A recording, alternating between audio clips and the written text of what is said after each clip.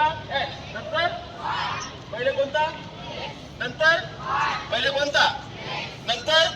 Very good. आता या ठिकाणी मी एका मुलीला उभा करत आहोत.